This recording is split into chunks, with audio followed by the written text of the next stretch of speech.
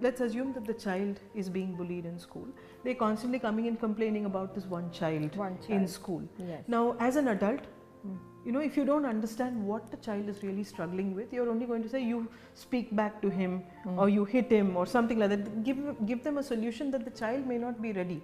Now, I may be in grade 4 and I may be, you know, teased by somebody who's in grade 6. I can't physically go and hit because I may be also physically much smaller than the other person. The parent is talking from an adult perspective. On the other hand, in the brainstorming of solutions, before I go into the brainstorming, I need to first find out what my child finds difficult.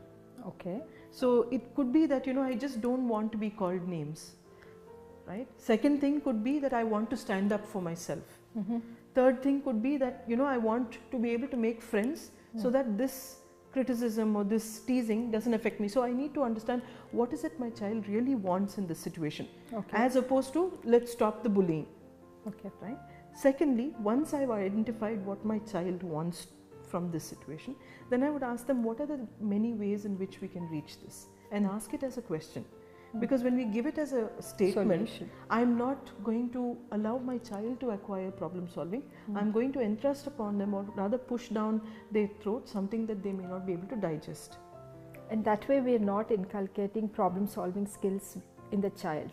And when we don't inculcate, they tend to complain even further. Yes, ma'am.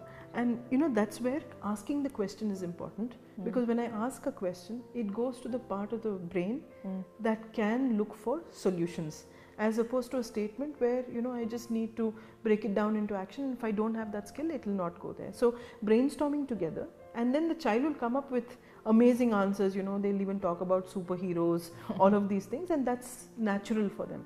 As a parent, I need to listen to every solution without judging it or belittling it or denying it, shaming, none of those things.